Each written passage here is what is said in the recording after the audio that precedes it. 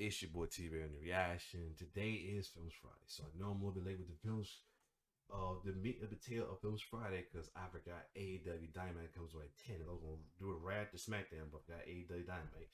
And, you know, AEW killing it. You know what I mean? Y'all know I'm a big wrestling fan.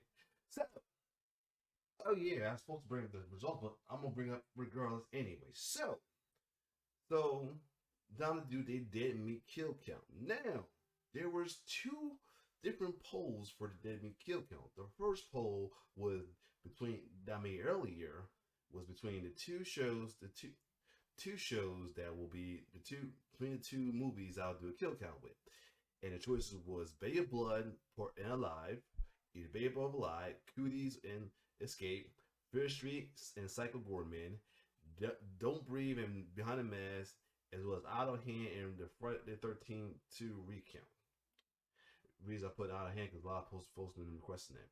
Now I put the polls on both. I put the polls on both my main page and my backup page, and I combined the two results, and just by a couple percentage, Fear Street and Psycho Gorman was the top pick. Now, as of now, for the current top pick, let's go to the polls on both sides. I'm gonna go to my poll is on the main page right here. With main page right here, we're gonna count up together. With on the main page, Fear Street hit up 84% with Psycho Gorman at 16. And on the backup page,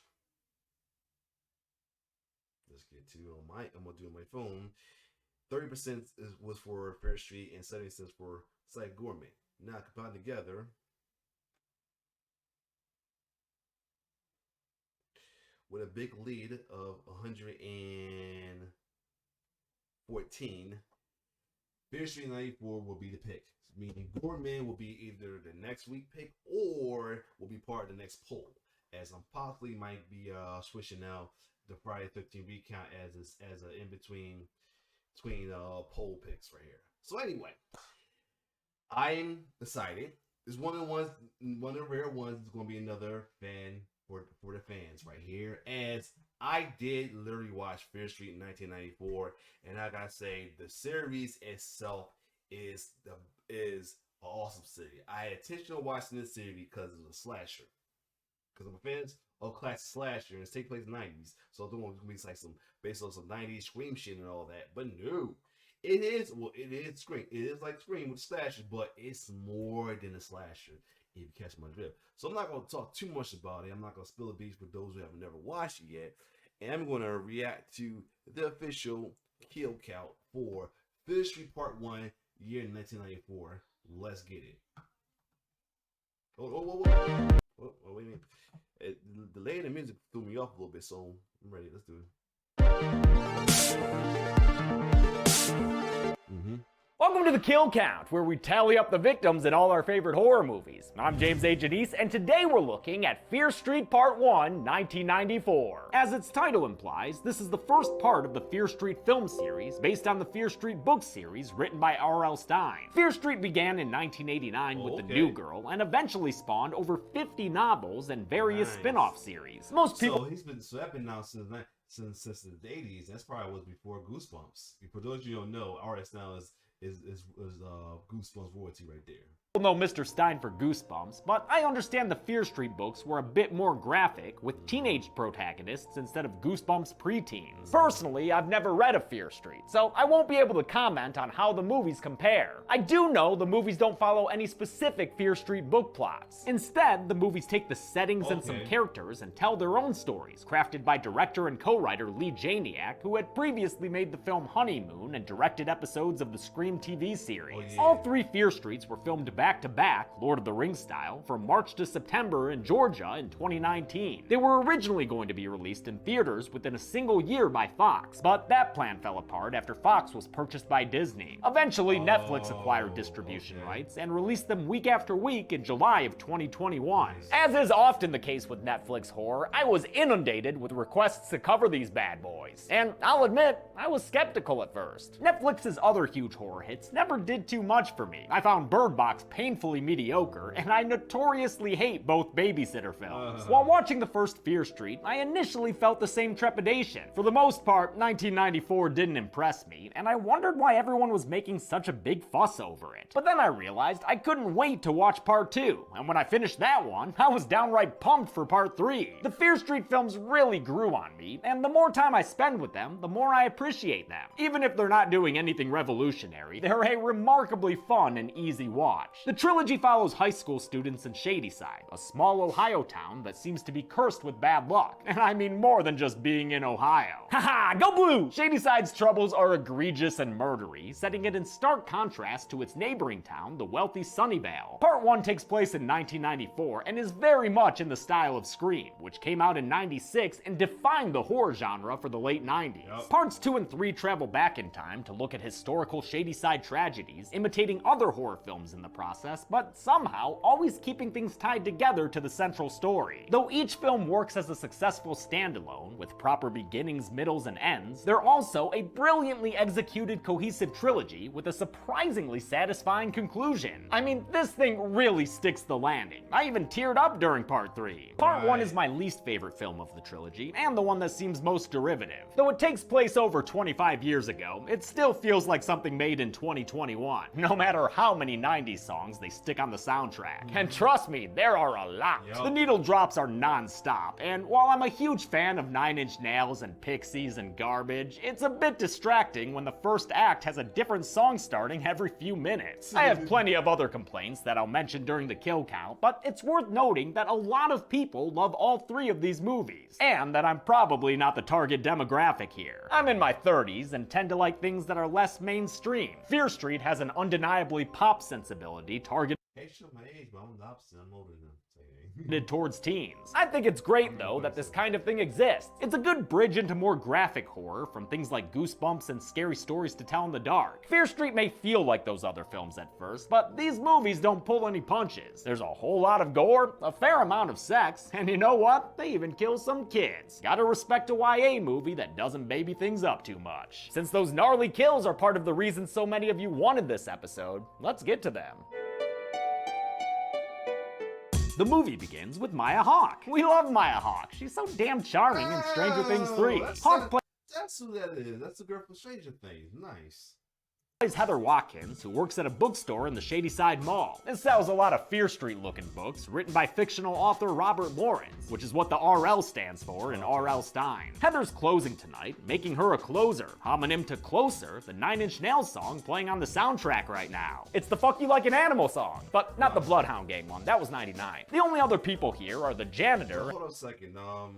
I think they said the girl playing that's her. That's also somebody's daughter. I'm trying to remember. Go backwards quick. Street 94. Let me. Oh yeah, Ethan Hawke. Yeah, it's Ethan Hawke. And Uma Thurman's kid. Yep. And the sex doll. Oh, and Ryan Torres, Heather's friend played by David Thompson. He was in the Kick-Ass Green Room and in Gotham as Scarecrow. Besides them though, nobody else is here this late. What? Except maybe a disembodied voice or two. This opening segment is one big love letter to Scream. Heather gets a creepy phone call, just like Drew Barrymore's Casey Becker. The hooded skeletal killer who shows up is pretty reminiscent of Ghostface, and the similar sounding score comes courtesy of Scream's composer Marco Beltrami, who wrote all of Fear Street's music alongside a different co-composer for each film. Skullmask chases Heather into a Hot Topic-esque store where he slashes her stomach beneath the black lights. She runs back out and passes the bodies of 3 random mall employees seen dead, though 2 of them are blink and you miss it in the background. The movie puts its Scream influence on its cloak sleeve as Skullmask catches up to Heather in a shot directly referencing when Ghostface got Casey. I actually love that, especially because Maya Hawke is similar to Drew Barrymore, a young actor we know and love who comes from a famous acting family. It makes her a surprising first victim, just like Casey was. And just like Casey pulled off Ghostface's mask before she died, Heather does the same to Skullmask, revealing her friend Ryan Torres. They go on the kill count together as Ryan is shot in the head by a sheriff, who arrives too late to save Heather from bleeding out to death on the floor. The opening credits show us the intramural conflict between Shadyside and Sunnyvale. Shadyside suffers from so many murders it's called Killer Capital USA, while the successful Sunnyvale citizens haven't seen a single crime in decades. Lots of cool images in these credits hint towards things that'll play out in the next two films, and perhaps in future Fear Streets as well. The idea to shoot 3 films at once and release them close together came from producer Peter Chernin of Chernin Entertainment. Director Lee Janiak took the idea and ran with it, deciding the movies should all be connected and take place in different eras. Janiak, who's married to Ross Duffer of Stranger Things, poured her heart and soul into making these movies, directing all 3 over the course of 108 days. I like that she didn't just lean on nostalgia when it came to each era. She actively differentiated them with specific looks and tones. For 1994, she and cinematographer Caleb Heyman used dolly tracks and tripods to emulate a traditional studio style, common to slashers of the late 90s. With the cold open over, it's time for a title card and a whole bunch of 90s songs on the soundtrack. Pissed Off Now, before I go a little further, like, I was hoping, you know, I know they did only did 3 of it. I was hoping they have, like, other episodes to talk about the other killers of the Sunny Valley, I guess the hills, the Shady Side as well, too. Like, not just, I need some for one. Not just the ones from this one and then the 1666 and the 1978 one. I wanted the low-key part of the other one, especially the Ruby Lane one and the one with the little boy. Anything. And possibly the Milkman Killer. But other than that, yeah. But either way, I was still satisfied. Grunster Dina, played by Kiana Madeira, drafts a note to her ex Sam, as Garbage's Only Happy When It Rains plays anachronistically. Iron Maiden's Fear of the Dark takes over as Dina's brother Josh chats on AOL. 90s! The two of them head to school as Machine Head blares, giving us 3 songs in 3 minutes. And then, hold up, Sophie B. Hawkins comes in as Josh admires his sister's friend Kate? Watch it, nerd.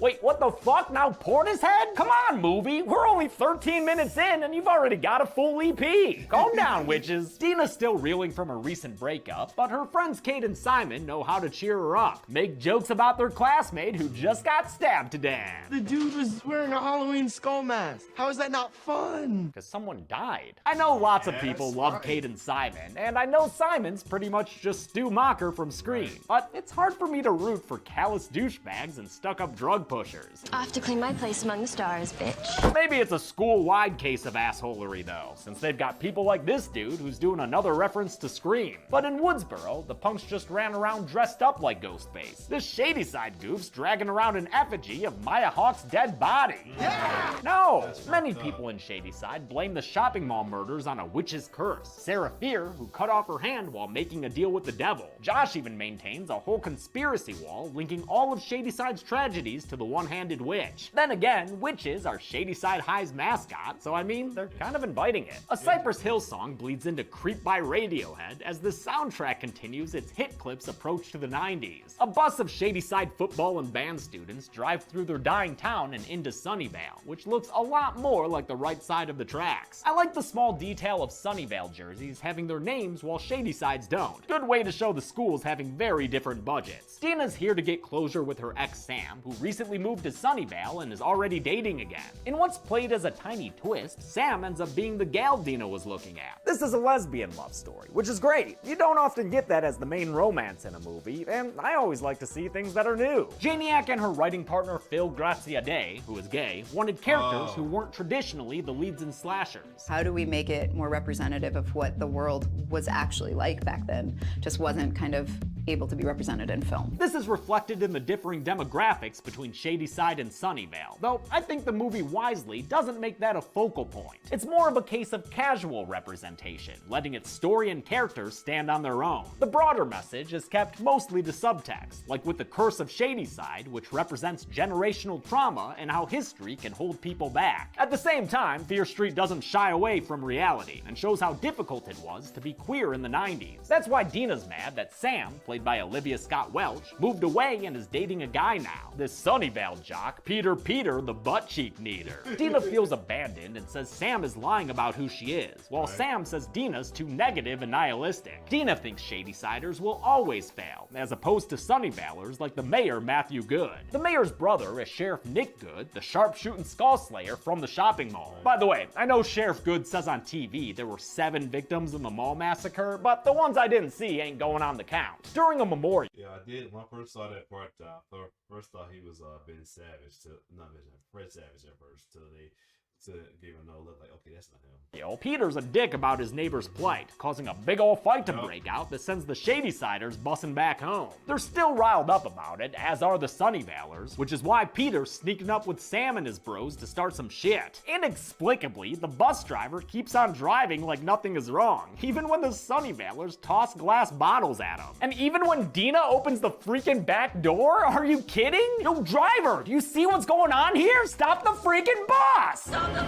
Yeah, what she said! Sam's hurt in the crash and crawls out of the car with her nose bleeding. When her blood touches the ground, she sees a trippy flash of images, until Dina breaks her out of it and apologizes for the whole, throwing a cooler at their windshield thing. Sam spits up blood and is carted away like a Friday the 13th final girl, and when the other kids are questioned, they all stonewall Sheriff Good, leaving the matter as one between them. We're all fucking dead. When Skullmask shows up outside her home the next night, Dina assumes it's Peter acting on his promised revenge. She calls Kate, who's babysitting kids at a house so close they can see each other, very much like Laurie Strode and her friend Annie in the original Halloween. Only Annie didn't have Lindsay Wallace sorting drugs for her to sell. Do not eat these. These will make your little heart stop, and you'll choke to death on your own vomit, and everyone will be so super sad. Simon's there with Kate for some reason. I don't think they're dating or anything. And they find Skullmask in the living room, hunched over laundry. After he disappears in a weirdly abrupt way, they note that he was sniffing on Simon's bloody shirt. They tell Dina, and thinking that it's Peter, they decide to go see Sam at the hospital. They get into her room with the help of one of Kate's customers, a nurse named Betty. Bam-lam. As Betty takes Dina to Sam, Josh gets Kate to notice him by hacking the vending machine. Hell yeah, man. Ladies be loving them crunch bars. Ladies don't be loving when they get driven off the road, though. So Sam's still mad at Dina. They have a back and forth yell fest that is painful and personal. So don't blame me when you wake up in 10 years just like your dad, old and drunk and going nowhere. Whew, can we break this tension, please? Oh, a kill? Perfect. Thanks, Peter. That was a big help, man. Skullmask is here, and he chases after Dina and Sam, pursuing them so single-mindedly he runs right past their friends. Know who Skullmask didn't run right past, though? The receptionist Stephanie, who they find with her throat slit, nor Nurse Betty, who Skullmask walks up to and stabs in the neck. Ah, damn. Skullmask chases the girls again until Dina throws him down and learns his identity. It's Ryan Torres, the mall killer, complete with the bullet in his brain. The skull mask was designed by Fear Street's makeup artist Christopher Nelson, who we've actually seen on the kill count before as a cop in Halloween 2018, where he also did the makeup effects, including his own death scene. For Skull Mask, Nelson wanted something simple you could buy in a store, just like Mikey My Mai's in Halloween. Dina's friends have a stolen ambulance waiting for them, so they get out of there and head towards the police station. There, Sheriff Good has mall janitor Martin locked up, with a charge of spray painting the mall where he works, cleaning the place up. Wait, that don't make sense. Sheriff Good? More like Sheriff motherfucking Evil. Dina tells Sheriff Good that Ryan Torres was just chasing them, but he doesn't believe her, cause, bullet in the brain. Would you say he was more, Dawn of the Dead or Night of the Living?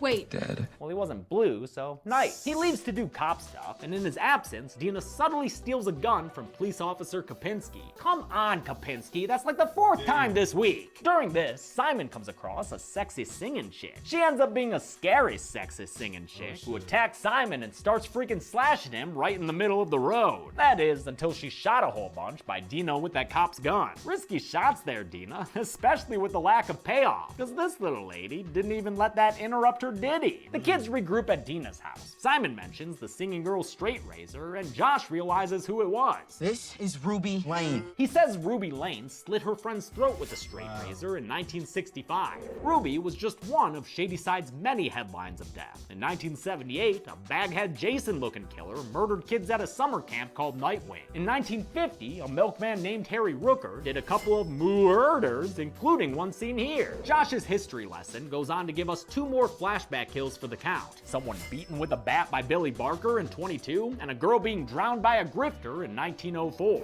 All of these killers were seemingly normal people until suddenly snapping and slaying. The first was way back in 1666, when Pastor Cyrus Miller killed kids and cut out their eyeballs. Josh believes all these killers were bewitched by Sarah Fear, who was executed in 1666, the same year the kills began. By cutting off her cursed hand, she kept her grip upon our land. Kate points out the witch's curse doesn't explain why dead killers are coming back to chase them. Sam says that aspect might be tied to those mental flashes she had when she bled on the ground after the car crash. I saw the witch. They head back to the spot where it happened, and beneath some red moss, discover bones and chains. Wait, what? Those were right there on the ground this whole time? You're telling me these are Sarah Fear's shackles and skeleton, and shit's just been lying on the side of the road for 300 years? They try reburying the bones to put Sarah Fear's spirit to rest, but it doesn't work, especially not with Sam bleeding all over the bones again, which causes another round of hallucinations and whispers. Baghead Jason starts busting ass towards them, making a beeline for Sam and nearly taking her head off. Dina saves her though, and everyone's able to escape the Camp Nightwing killer for now. They realize the killers are only going after Sam. That's why Nightwing ignored Josh a minute ago. The only reason the killers went after Dina and Simon is because they had Sam's blood on their clothes. It's Jaws, dude. A shark smelling blood. Wait, then why did Skullmask kill the receptionist and Nurse Betty? That's Come what I on, wanted movie, too. make the rules clear. They're stressing out Sheriff Good. That part I was trying to wonder, like, how did other ones get killed, but they didn't have blood? Like, what's up with that? Kids go to the high school to enact a plan, but first they've got to get completely clean of Sam's blood. This leads to a triple, or 2.5, I guess, love scene, while the Cowboy Junkies' cover of Sweet Jane plays on the soundtrack. With Dina and Sam, I get it. High school exes always be getting back together. But Josh and Kate is more off-putting to me, even though they've shared some nice moments throughout the film. It's just that Josh was introduced in a very annoying little brother kind of way. And as an annoying little brother myself, it's weird to me that he's getting with his sister's friend. I guess we can assume they're more like peers, since actor Benjamin Flores Jr. is only a year younger than Julia Raywald. In any case, I hate the part where Simon masturbates in the mirror. I'm sorry, but no human would do that in this situation. It's literally only for them to have a single joke. Did you all go to Pound Town?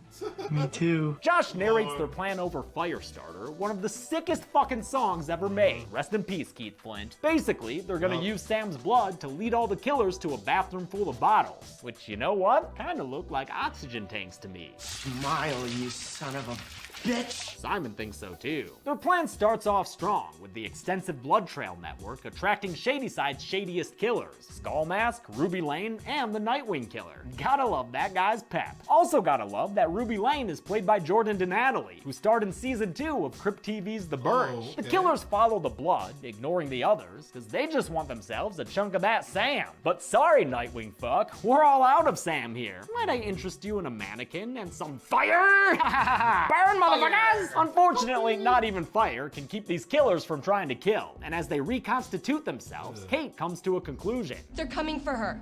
We put Sam in the hall, we end this now. Though Dina's not a fan of the plan, Sam starts to come around, until Josh realizes there might be a way for all of them to survive. After all, someone survived the Nightwing massacre in 78. There was one Shady Sock survivor, C. Berman. C. Berman survived Camp Nightwing and its axe enthusiast killer, and she also said she saw the witch, just like Sam did. I saw the witch. Funny thing is, though, that C. Berman also died, then was brought back to life with CPR. She survived by dying.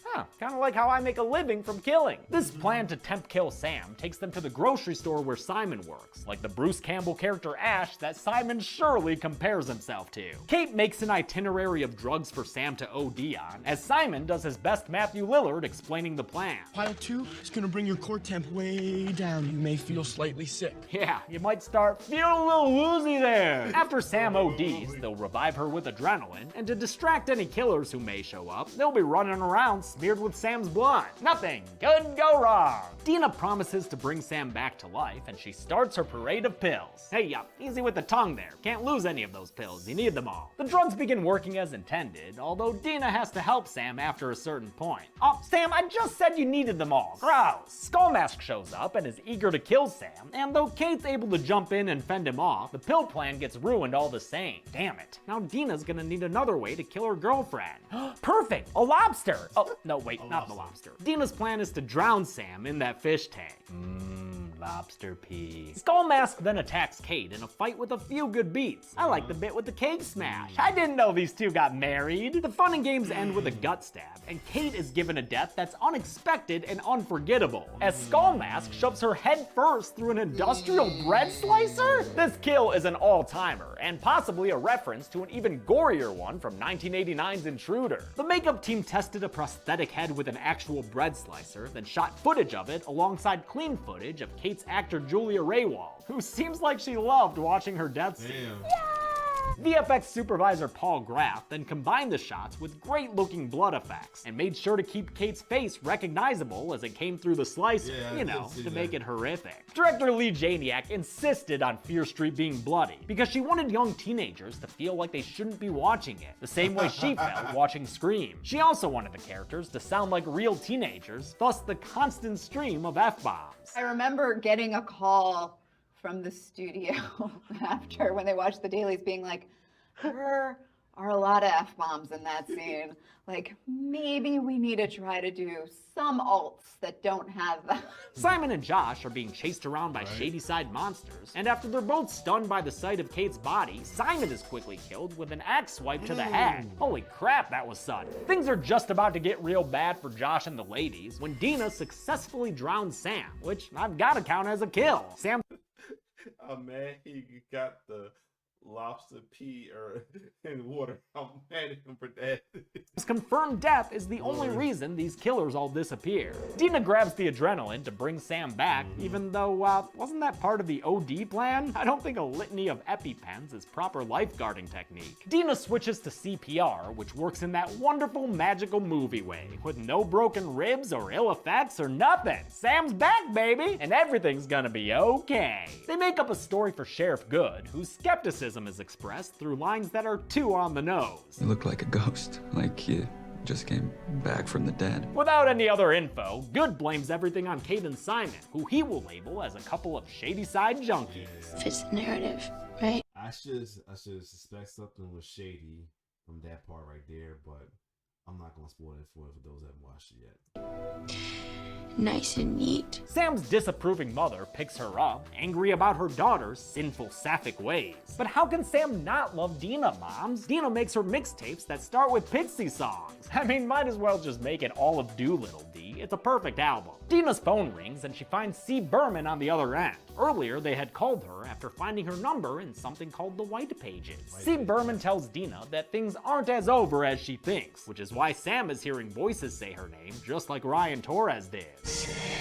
C. Berman says the witch Seraphir will always find another way to kill, just like she has with all the past killers, whose names are carved into stone somewhere. And don't look now, but Sam's name just joined that exclusive list. Dina turns around to find that Sam is sticking her in the gut with a shiv. But don't let that dramatic drop fool you. Dina ain't dead. She's in good enough condition to have a linoleum wrestle round with Sam. Dina eventually wins and ties Sam up with something called a phone cord. And the movie ends with her promising to get her girlfriend back. To be continued, motherfuckers! How many people about to be looking at the shady side of a coffin lid? Let's find out and get to the numbers.